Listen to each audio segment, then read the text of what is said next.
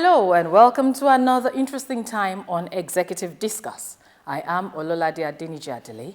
Today we're here at the chambers of Kayode Ajulo and Co. Castle of Law to meet a man who cut his teeth quite early in the legal profession, having prosecuted a lot of top-notch cases. He is a philanthropist and there are so many other sides to him. Why not come with me as we meet the man, Kayode Ajulo?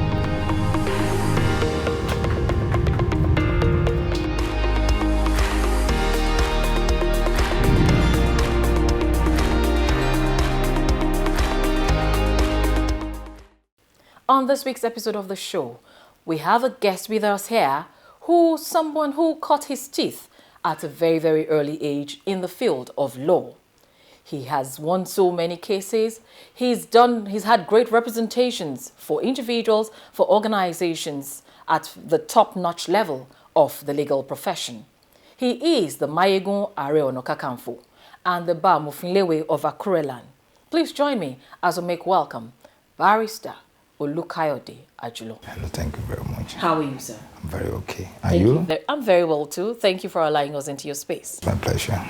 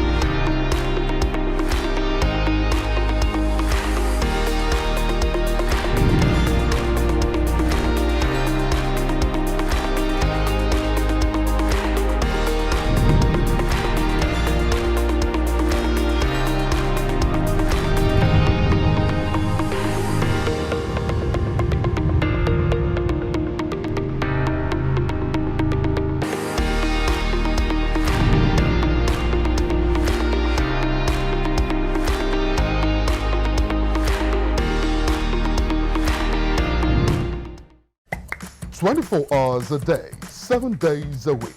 You can watch NTA International live on your TV, computer, iPad, tablet and phone. Log on to visiontv.co.uk and click on Entertainment, then NTAI.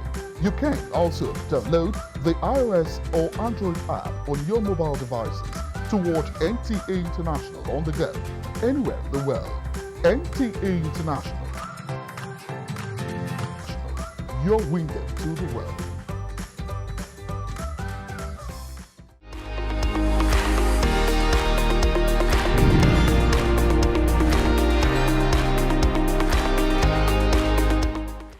Now, you're a man that I find particularly interesting because really you cut your teeth in the legal profession at a very, very young age. A lot of people will think, oh, where is it coming from? Maybe you should take us through for the purpose of our viewers. Growing up, what was it like for you? Well, like every other kid, I grew up with my parents. I'm lucky about that. I didn't come from a broken home. And I'm not saying this just to spite some people. And my parents, they're hardworking. Let me say they're middle class, let me put it, because my father happened to be even an employer of another organization. He was a bookseller. Interestingly, again, my mom too happened to be a bookseller. So one thing I do tell people is this: I grew up in the midst of books. Books always seem to be my companion. And that's why when you look at this office, you saw shelves everywhere. It is more like you want reminiscence and remember as you go. Even I do tell people that sometimes you sleep in one of the shelves and you woke up and you be playing with books. So that has been how the life has been. I went to school the way everybody has been going. Not nursery school or all these top-notch, let me use your word, top-notch, nursery, primary. I went to very simple school, always Anglican school. You know, then Anglicans seem to have all the public school. And then I went to the college too. I went to Aquinas College in Akure.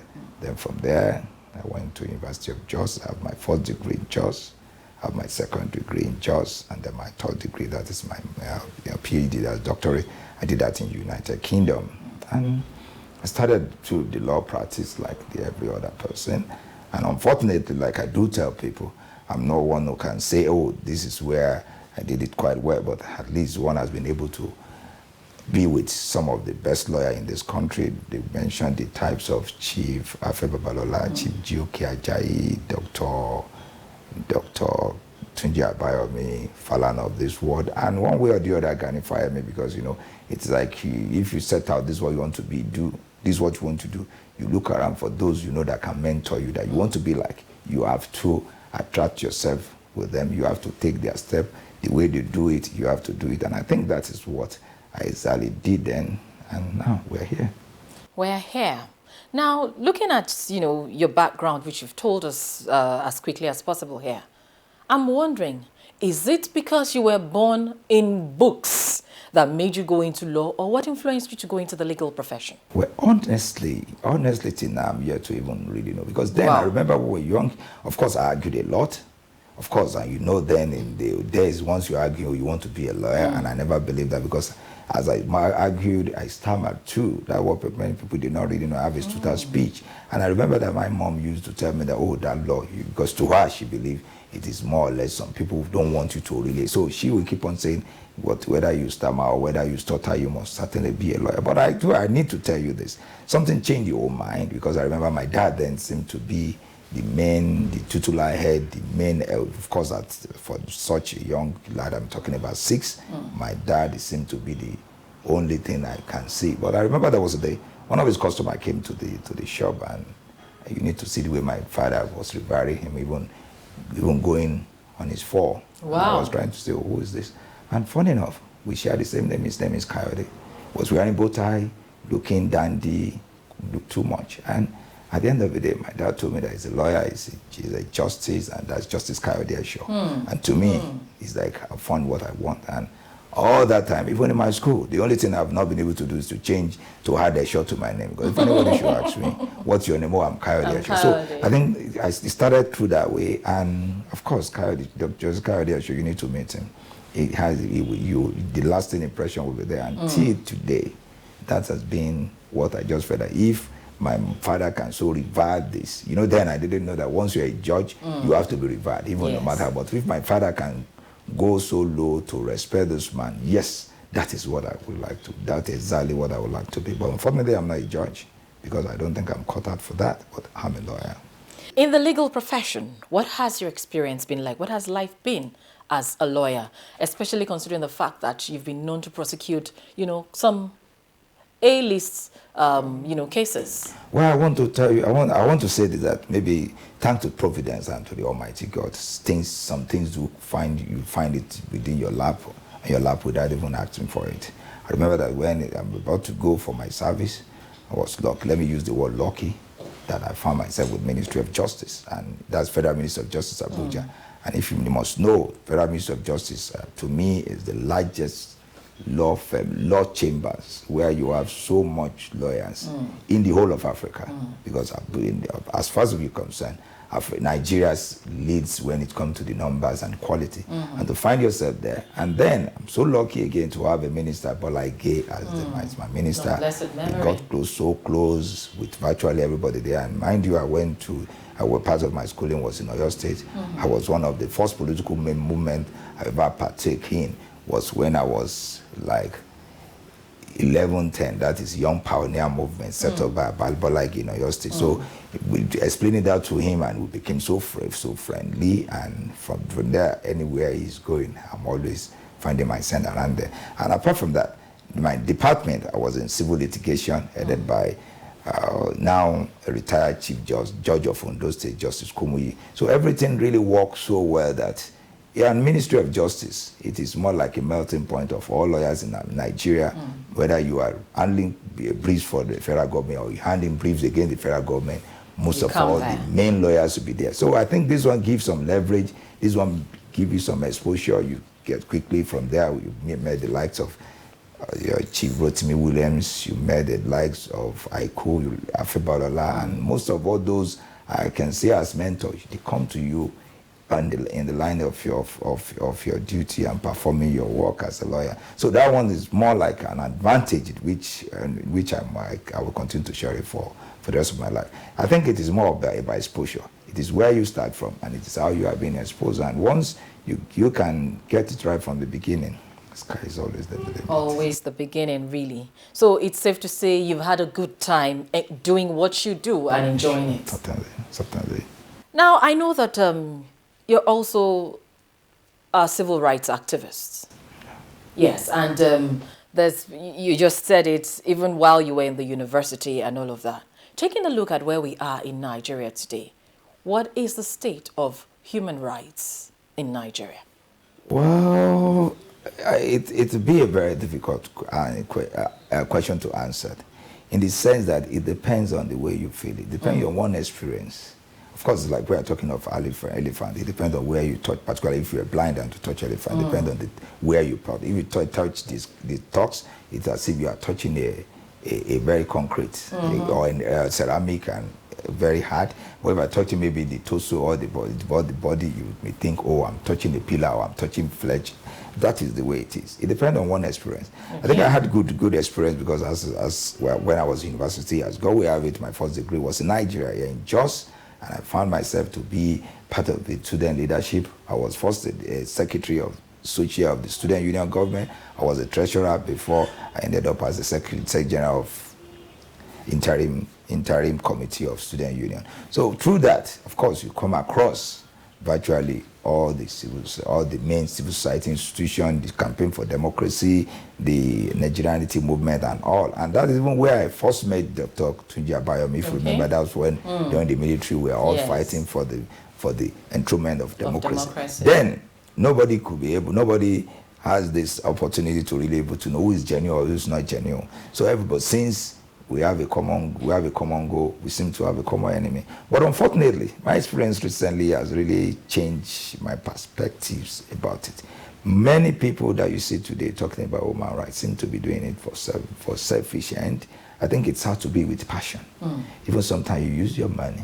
Why some of us may choose to use our money, our resources to do that. Some do all this just for the sake of, because they're looking for donors to send some money to them from whatever it is. Yes, it is expected sometimes that it should be sponsored, but it should not be that the basic reason, the fundamentals of saying you're an activist, the fundamental reason for saying you want to do this will be because of the funds that some donors will bring. And that's why you can see about 2 years ago and last year, I was one of those that believed that when it comes to all these NGOs, human rights, it must be regularized. There must be a regulation. Though I receive a lot of attacks from left and right. But I think it is, because it has gotten to a point that many people set up most of these human rights non-governmental organizations just for the purpose of making money. And I believe it is sad. This particularly, it should be what you're passionate about. Like I do tell people, even when I was, it has to be something you so much believe in. I remember when I was doing my doctorate, I deliberately asked for my thesis must be in corporate social responsibility, because it is another part of corporate law that has to do with social justice and all that. And I think you need to see what I come out with my research and with what I've seen. So I think it depends, like I said, it depends on your experience. To some people, they believe everything is okay. The main simple truth there is that as much as we are so many that are so passionate, that are so genuine about it, there are some that they just believe it's business, they are contractors. Business as usual. Now, you've talked about, having a passion for what you do, especially in the area of, giving back to the society. And I know that, apart from the fact that you're a lawyer, a celebrated lawyer, you're also a philanthropist. I think that has to do with experience too. Okay. It has to do with experience. Can you share Now, let me with tell us? you quickly one thing. I do tell people that my mom happened to be my first law teacher.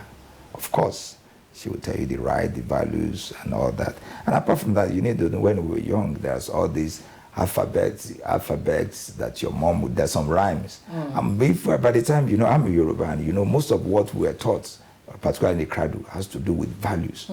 Like they will tell you about Omoluabi, they will tell you about community, how you must live communally. You don't have to, you don't have to be an individualistic. You have to believe in people. And you know, when you are exposed to some things that are not palatable about society, the only thing you need to do is to look for a way how to correct it. Let me give you an example. I remember there was this woman when we were in Malaysia. Her name is Fajemisi. I still remember the name very well. She was a nurse. She went to Jerusalem, and when she came back, she came with all these films to show us all this about Jesus Christ. And I remember she showed us about how John the Baptist was beheaded by Herod. Yes. And I was asking my mom, why must those people then, why they allow such a man to be beheaded, despite doing most of all the good works he has done? And for a young lady, because after dancing for a few minutes and asked, give me the head, my mom said maybe because there's nobody around to fight back for him. That's why the king. And I interjected, like, oh, I don't think. And my mom said, it's still, but forget about saying maybe it happened many years ago. That even in the society, still it's happening. I said, look, when during my time, I will not allow that to happen. And honestly, this has been one of the things that's like a need, one like tipping you to say, look, you promise you will not allow it. Honestly, in this country, there are a lot of injustice. Though it's so much that sometimes you believe, why if you cannot, it will be difficult to wipe injustice on the face of the earth. But the little you should be able to do, you should be able to do it. And part of it in doing that is to look for a way how to bring justice to some people, how to ensure that you are recourse to some people. You make yourself beacons of hope. And there are some people that their injustice is more issue of poverty. And if the Almighty God, if you are blessed a little, I don't think anything is too much to try to keep back. And what people may not know is that giving sometimes is even another blessing for yourself. It's like praying for you. There's no way I will give you a penny today that you think you wish me well. I think that even if at least if you can't do anything, you wish me that. That is an idea. And I always believe one thing. When some people ask me, what is your own area of practice? I'm quick to tell people that I'm more into human rights. And some people say, wow, you are in human rights. How did this money come? Because when it comes to human rights, nobody, of course, it is true. But what people may not know is this. The rich, I have some clients who are very rich. I'm the type that do things, I only manage them. I manage the rich. And while you defend the poor, that has been what I like my motto when it comes to managing the rich, defending the poor. Defending the poor. Because the rich, of course, the rich, the only thing you need to do is to manage them. Manage their resources. I'm an investment lawyer, yes, to manage their resources. But when it comes to poor, they are not even thinking of any investment. They are even trying to even defend it because they are vulnerable. And it is now the ability to be able to balance it to what matters most is that your account is balanced. Let me use our normal usual colloquial English. Yes. Your account is balanced, and if it's balanced, and if it is balanced well, then you thank your star and your God. I think that's what it is. The quest, the passion to help, I think it comes natural. Because sometimes it's like if I should slap you now, I'm sure you will, being a Yoruba woman, you shout yay before you shout ouch. It's the same thing. It is spontaneous reaction. You can't see anybody coming your way and you know that they need as little as 10,000 naira. Whereas last night you emptied 5 bottles of moe that goes for 25,000 naira. That's about 125,000 naira just over to drink. And why somebody needs just 5,000 naira to pay for school for his child or a child's school fees. Of course, it is natural to give. I don't want to believe it. I think it's wickedness for you to have money in your pocket and you refuse to help someone else. I think it's more issue of mental issue than maybe it's deliberate wickedness. That's one of the things I believe. It is something that should come natural. It should come naturally. Now, when you were talking just now, you spoke about the values that were instilled in you as a child, especially probably by your mother, your parents as a whole. Looking at our society today, not just the Yoruba society, but basically the Nigerian society and the world at large, do you still think we promote these values in our children and by extension the society? Unfortunately, I don't think so. I don't think we do that. We don't do that. Well, recently I've been trying to make some justification for why it's like that, because I remember too that then, whenever my mom was talking about values, she used to say, things has changed. During our time, such a thing could happen. And I was like, wow, what is your time? And now I'm saying the same thing to my kids, to those who are my juniors, that during my time, this thing will not happen, this will happen. And I think the more the times come, the more we have a decline to it. And particularly with this advent of this internet or these devices, technology, things that you dare not even think of, things that you dare not see, things that dare not be expressed. Particularly nobody believes that in your cocoon you can quickly test anything and say something without anybody harassing you. It is what is being said. So I think it is so sad that such a thing is happening. It is so sad, and I think it has to do with the family value. Everything now, anybody can get married. I was checking through my Instagram. I saw a lady saying she had her audio wedding. I said, so this is the latest audio wedding. I said, which one is audio wedding again? I remember, all those that maybe on the Facebook somebody say, I will marry you, marry me. Then I will say, okay, go to my family house, call my father, then let me speak to my father via the internet and say, I'll marry your daughter. I said, well, so it's getting to this. What many people do not know is this. You can see it's traditional. It's not more than that. It's to bring people together. It's to do that. Even in family, how many times did you even have time to live with your wife or your children or whatsoever? Everything. You go to restaurant now, when you see about 20 people inside the same restaurant they are testing and eating our wives. When did they? But I think we should just believe this is a new thing that comes with this new technology age. But I think values should go more than that, and that's why I'm so proud to call myself a Yoruba every time, because the concept of Omoluabi is something that one should continue to promote. What are we talking about?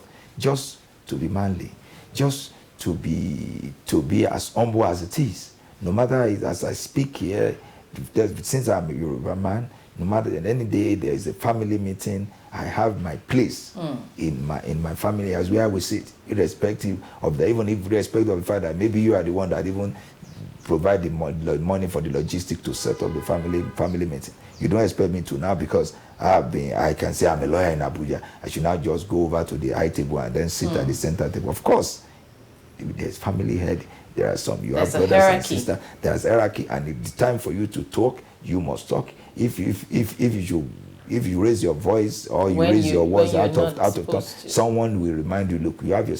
These are the things that has been embedded in us as a Yoruba man, and these are the things that I'm so proud of.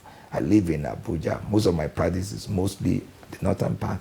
I'm always so proud that even our counterparts here, they are aware of that. Anywhere I find myself, I believe one of the things that has been working for me is when my Hausa friend or Yoruba friend say, he's Yoruba.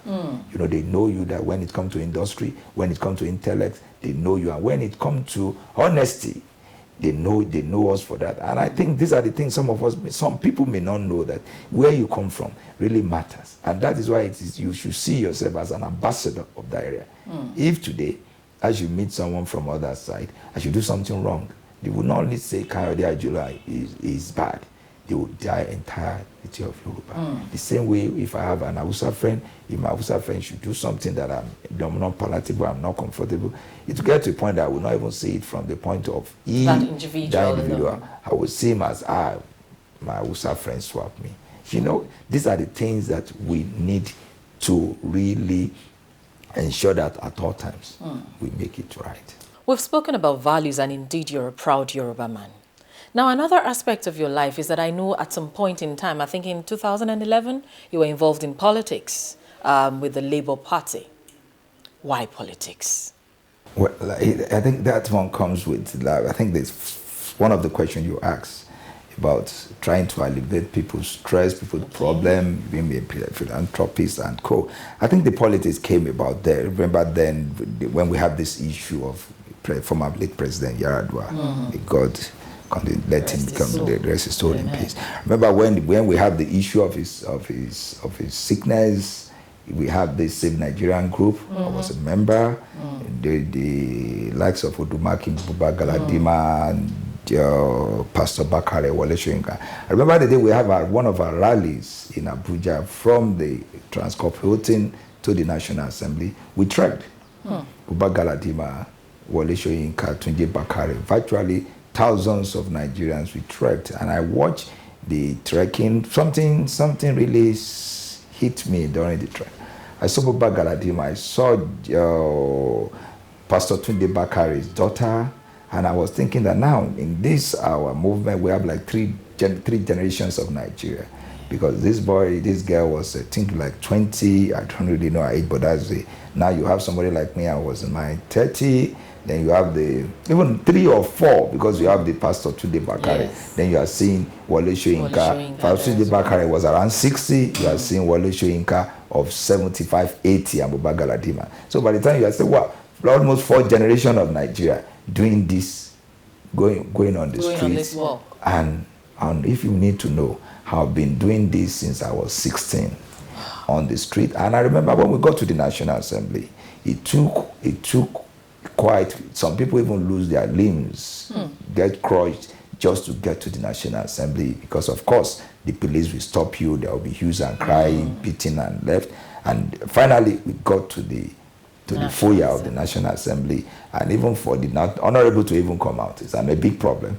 And I asked myself, must we continue with these streets in this fashion? I think I remember I wrote an article, I like writing, and I came out to say, look, this will be the last time I will even you see me in all this. I think the next thing is this, all of us should think of even getting ourselves elected to the National Assembly. To make that change you desire. To make that change, because I know I won't need to really make me get multitude to walk to National Assembly to be heard. Of course, my voice be heard when I'm a senator. I was that's 2011. That's almost a year, 10 years ago. And that's the reason I plunged into the whole thing. I plunged into it, and I think I no regret. I really thank the Almighty God I had such experience. Now, you had done that in 2011. Any hopes of returning into active politics? Well, 2011, then after that, good enough, I got elected as a National Secretary of the Labour Party. I think we have let me call it good outing, because we have a governor, that's Governor Olusegun Mimiko, yes. And I can see how politics has been run. I really love it. But along the line, you know, to me, I always believe that first I set out in my life to be a lawyer. So 2015, woke up with just one morning, and I just called my wife. I told her, look, I think, why don't you think this law, I think I have a part with the law. I think I need to go back there. I think that morning, and I just put in my resignation. Wow. So now I believe I have to be one of the first that will ever do that in this country, to just resign without any cause, without anything. Because I just, sometimes you take some review, and that's, you believe this is the cause. And in the resignation, I wrote it there that I would like to go back to my law practice fully, and to do what I've been doing when it comes to humanity.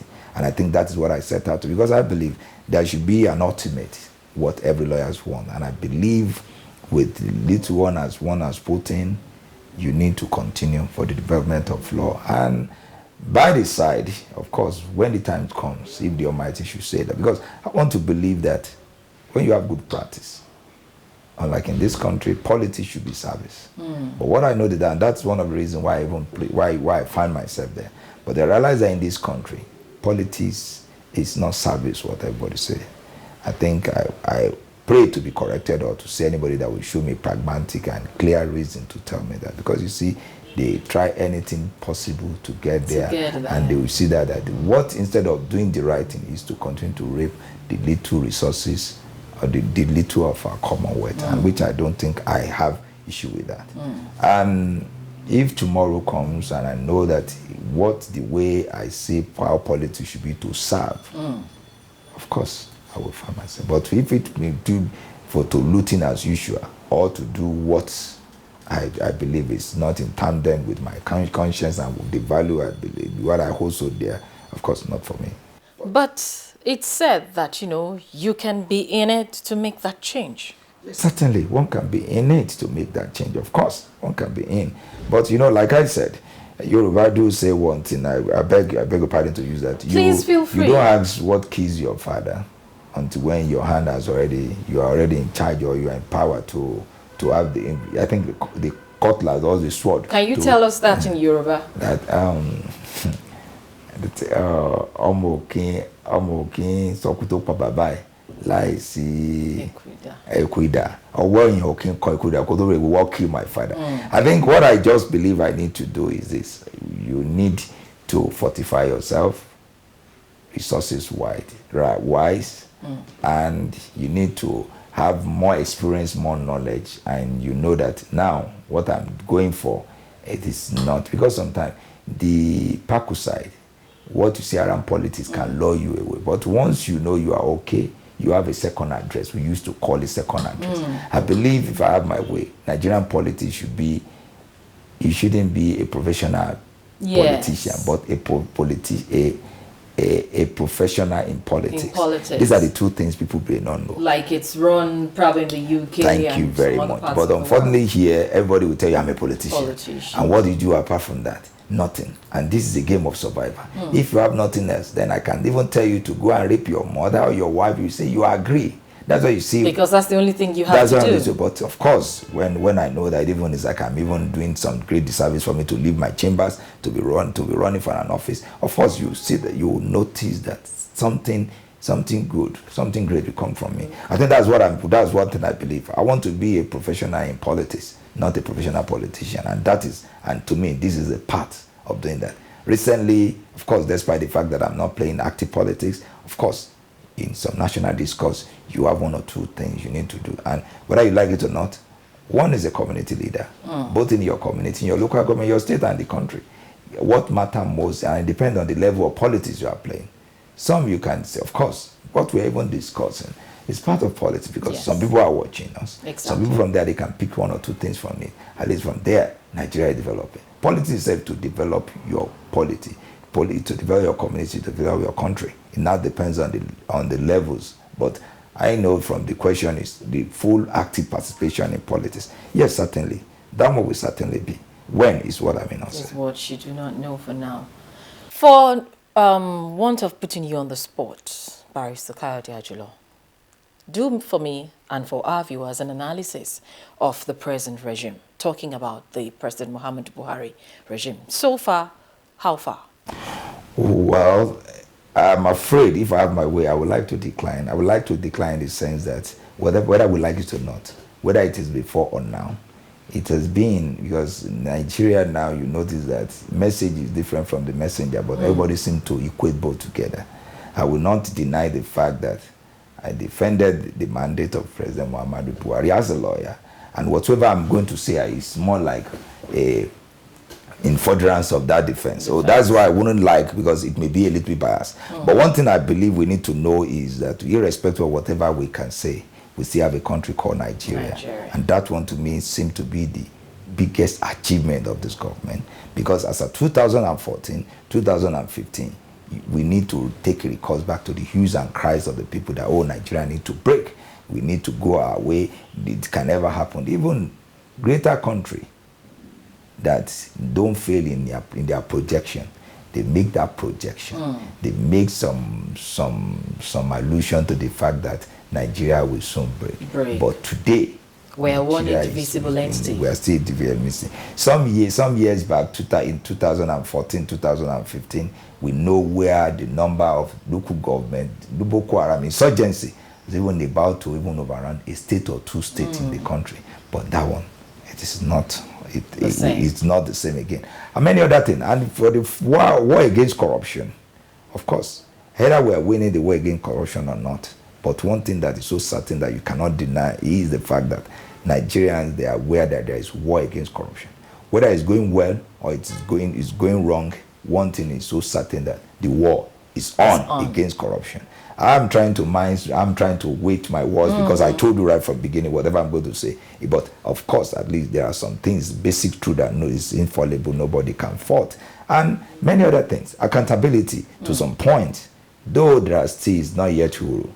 We still need many things, like for the war of this insurgency, we believe that the military or the government need to do more. They need to pay more premium. There should be no scarce crowd here.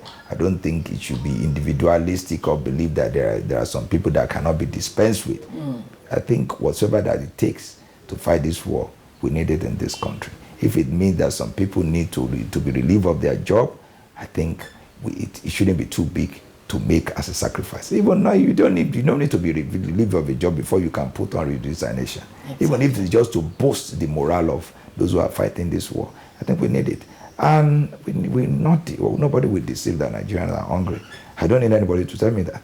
I will know that by the number of text messages, the calls of people demanding they need to pay the school fees. You need to check. About 2 years ago, is it the same way people are making the demand?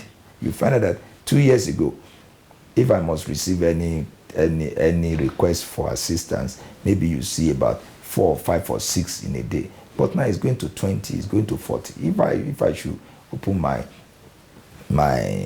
phone, my device, my messages, if I should have like 300 messages, I'm very sure that 200 would be people. Even they don't even demand again. Send the account number. Wow. Say put anything. Some will tell you 1,000 for you to know how sad it is.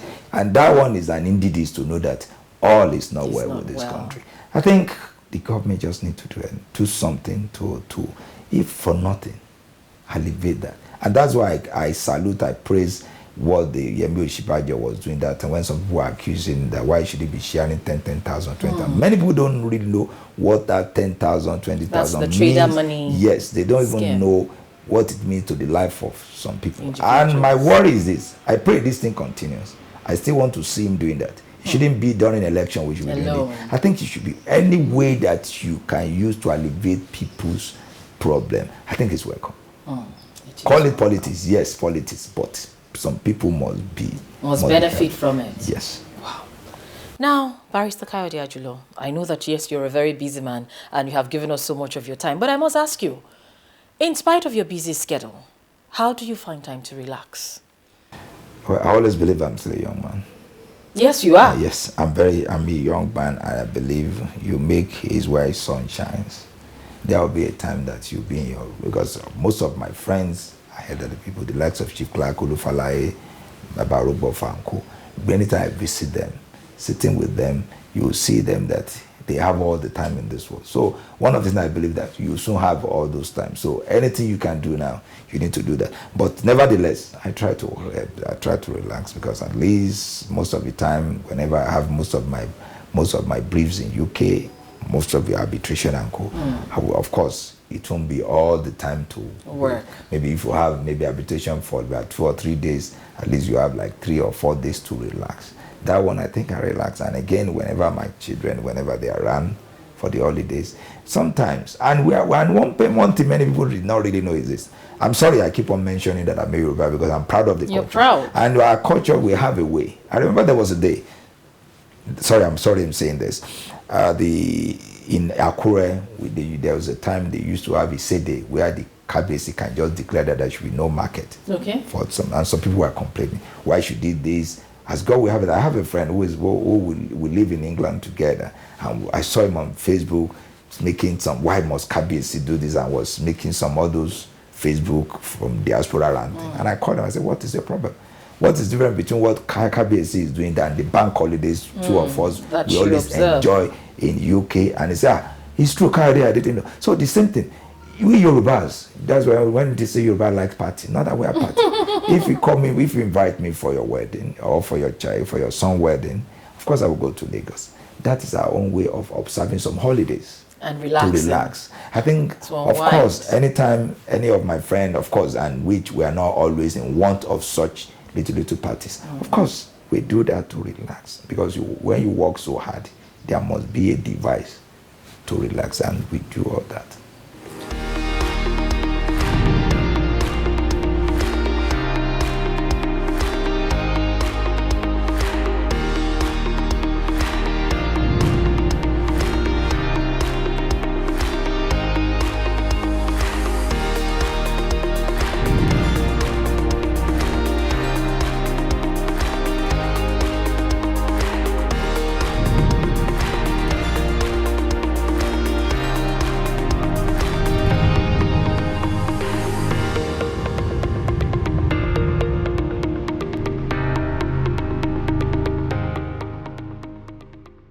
Talking about dress sense. Yes, I know that.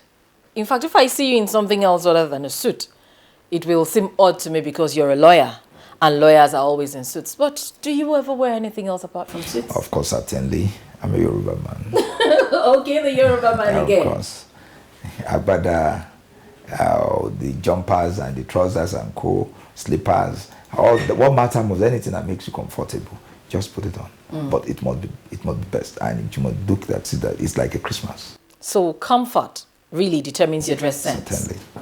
Now, I know that, you have some things that you like to do in your leisure hours. It doesn't necessarily have to be unwinding, but I know you love to write for one. What other things are your hobbies? I know I'm a golfer. Yes, and I see something like that here, Yes, which yeah. we're going to see you. I hope our viewers will see you play some bit of golf. Yes, I'm a golfer.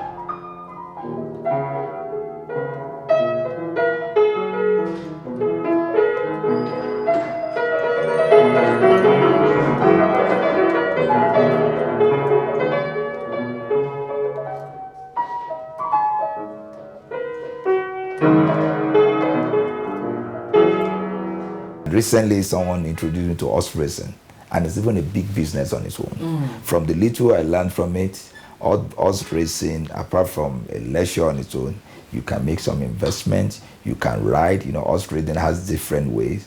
You can do it for racing, you can do it for polo, that's competition. There's some betting, and most of those betting, if you can buy 1 or 2 or 3, at least you have to have like 6 horses in the stable. Once you can have that, of course, you are not just spending money maybe just for nothing. There is always return on investment. And the whole idea was so alluring that this is the next thing I know I'm into. And sometimes it's as if you are still catching your phone. You are still making some money. And of course, I like money. Of course, yes, you should like money. Everyone likes money, I'm very sure of that.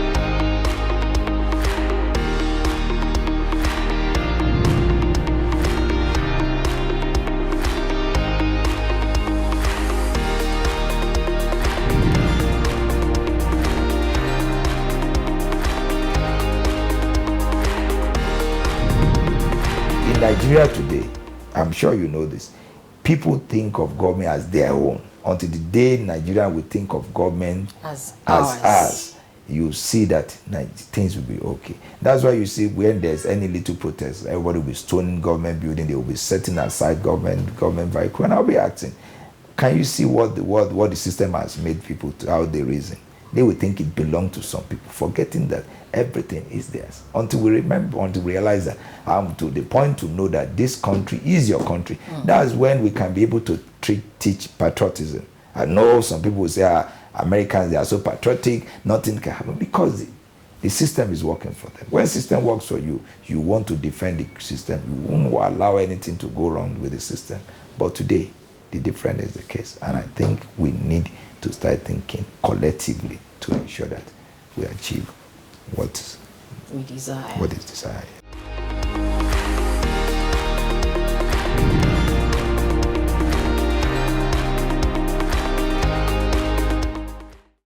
You have to be honest around him. You have to be straightforward. He does not like people that are dubious. He does not like people that try to play on his intelligence. He does not like people that cheat. Just come out plain to him, whatever it is. He can give his last. He gives to a fault. That's the kind of person he is. And he does not joke with his family. He will come first. You can come now, you will just lie on the floor and be rolling with the baby. So there are so many of them. You can go out and it's jumping everywhere and you'll be like, stop it, come on, you don't know you're outside. Kayode Ajulo is a man of integrity, a leader, a man that is not a thief. Because I remember he used to be a national secretary of a national political party in this country. He resigned his appointment when he noticed some few things going on at the party, which is not synonymous with many Nigerians. He's an African man. What do I mean by being an African person? You see, once Kayode noticed that you senior him in age, he will give you the necessary respect that you deserve, either in greetings, either in your dealings with him. He will give you the ultimate respect.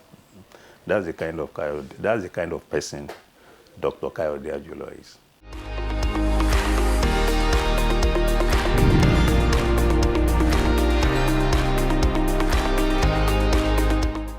Before I let you go, Nigerians, of course, we know that there are three arms of government. Yeah. The legislative, the judiciary is quite important. And these days, a lot of people are wondering about the sanctity of the judiciary living up to its responsibilities.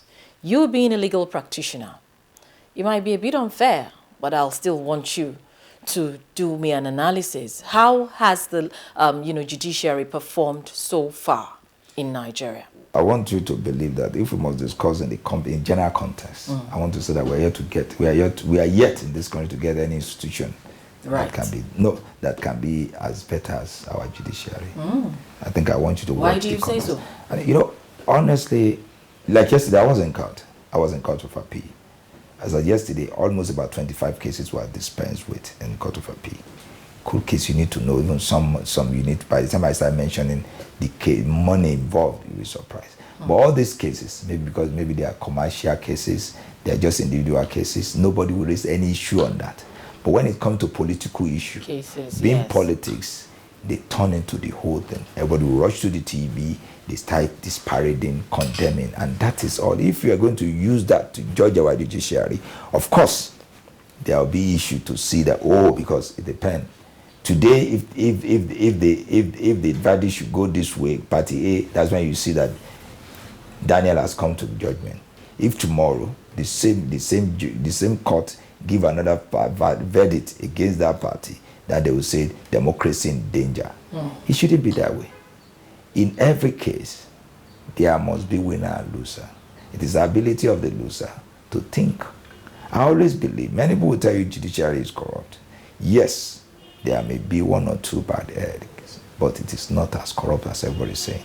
Because you need to know what it takes for anybody to rise up as a lawyer, being called to bar. For you to be called to buy a loan, you need to know what it takes. That's why I'm sure you must have heard about fit and proper. Yes. If we should start to analyze, to talk about the concepts and the fundamentals of fit and proper, we may not be able to live here today. Wow. The idea alone, for you to be fit and proper, to be called to the bar, it means so much. Only after that, for you to live from that point, to spend another 10 years, at the minimum of 10 years to be a judge, the rudimentary steps to be a judge, I pray you need not pass through the whole. I know what it is. It involves virtually everybody in every institution in Nigeria, from the state security services, from the police, to do some background check, to know what to do, everything. Now from there, to now be able for you to be called a judge, for you to now go for more training, then to rise from that point to a point of getting to the Supreme Court, and to now see some people to now cause some aspiration. I think Nigerians need to apologize to those judges. I'm not saying that all of them are the same, but by the time you look at the front one. But the issue is this. I'm saying this because it is only maybe when it comes to issue of politics. That's when the issue will come to that point. And again, I won't say when it comes to infallibility of anybody, even whatsoever. Of course, that would be, but it is not as the way it's been painted. But like I said earlier, in Nigeria today, I'm yet to see any institution that can do better than the judiciary. Thank you very much, Barrister Kayode Ajulo, for allowing us to speak to you today. Oh, thank you very much. It's been quite a refreshing discuss, I must say. Grateful. Thank you. Yeah.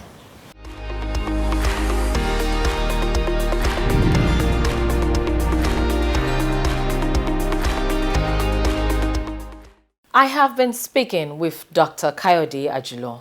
Of course, he is of the legal profession, and we've heard it all from him.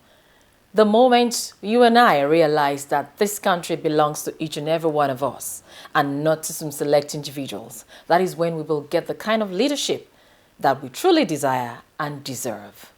That is the size of the package on Executive Discourse. We hope you've enjoyed your time with us on the show today. Please join us again same time next week when we'll bring you another individual whom will x-ray his or her life outside of the office for which we all know them. Till then, I remain Ololade Adeniji Adele. Let's do this again, same time next week. God bless you and God bless Nigeria. Bye-bye.